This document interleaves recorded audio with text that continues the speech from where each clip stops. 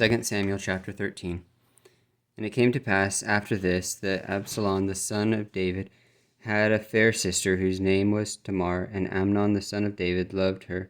And Amnon was so vexed that he fell sick for his sister Tamar, for she was a virgin, and Amnon thought it hard for him to do anything to her. But Amnon had a friend whose name was Jonadab, the son of Shemuiah, David's brother, and Jonadab was a very subtle man. And he said unto him, Why art thou, being the king's son, lean from day to day?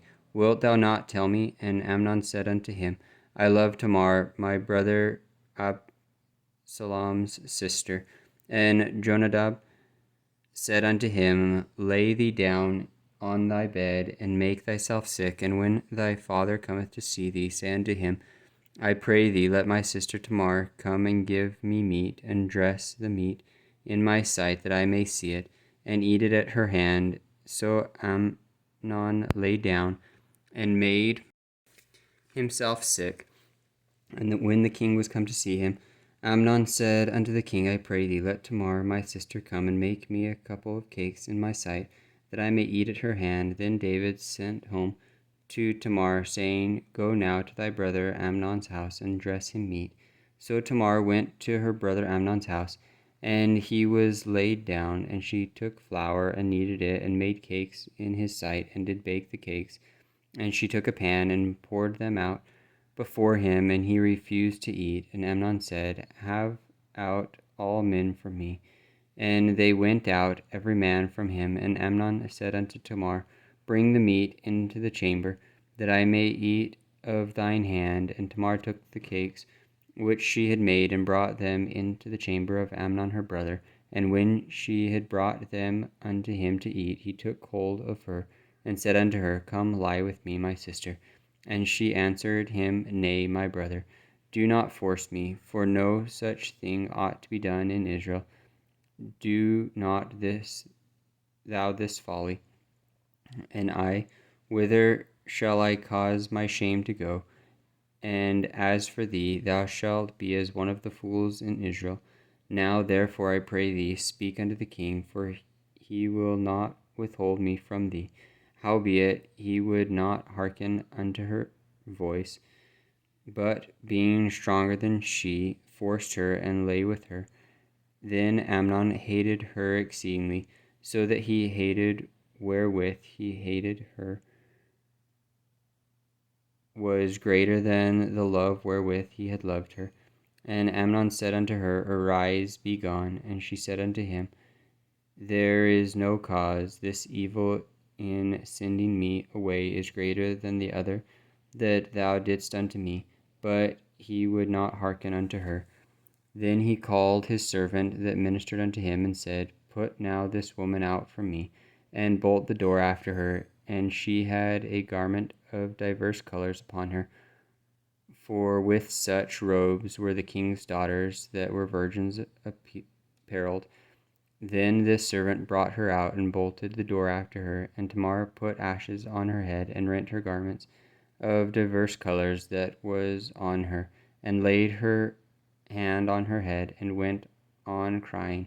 And Absalom her brother said unto her, Hath Amnon thy brother been with thee? But hold now thy peace, my sister. He is thy brother. Regard not this thing. So Tamar remained desolate in her brother Absalom's house. And when King David heard of all these things, he was very wroth. And Absalom spake unto his brother Amnon, neither good nor bad, for Absalom hated Amnon, because he forced his sister Tamar. And it came to pass after 2 full years that Absalom had sheep shearers in Baal Hazor, which is beside Ephraim. And Absalom invited all the king's sons. And Absalom came to the king, and said, Behold, now thy servant hath sheep shearers. Let the king, I beseech thee, and his servants go with thy servants. And the king said to Absalom, Nay, my son, let us not all go, lest we be chargeable unto thee. And he pressed him, howbeit he would not go, but blessed him. Then said Absalom, If not, I pray thee, let my brother Amnon go with us. And the king said unto him, Why should he go with thee? And Absalom pressed him, that he let Amnon and all the king's sons go with him. Now Absalom had commanded his servant, saying, Mark ye now, when Amnon's heart is merry with wine, and when I say unto you, Smite Amnon, then kill him, fear not. Have not I commanded you? Be courageous and be valiant. And the servants of Absalom did unto Amnon as Absalom had commanded. Then all the king's sons arose, and every man gat him up upon his mule and fled. And it came to pass, while they were in the way, that tidings came to David, saying, Absalom hath slain all the king's sons, and there is not one of them left. Then the king arose and tare his garments, and lay on the earth, and all his servants stood by with their clothes rent. And Jonadab the son of Shemiah, David's brother, answered and said, Let not my lord suppose that they have slain all the young men, the king's sons, for Amnon only is dead.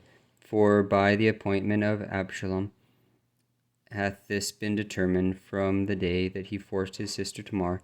Now therefore let not my lord the king take the thing to his heart, to think that all the king's sons are dead, for Absalom only is dead. And Absalom fled, and the young men that kept the watch lifted up his eyes and looked, and behold, there came much people by the way to the hillside behind him.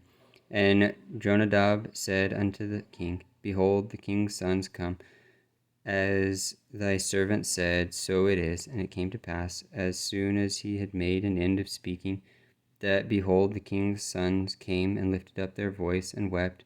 And the king also and all his servants wept very sore. But Absalom fled, and went to Talmai, the son of Anahud, king of Geshur, and David mourned for his son every day. So Absalom fled and went to Geshur, and was there 3 years. And the soul of King David longed to go forth unto Absalom, for he was comforted concerning Amnon, seeing he was dead.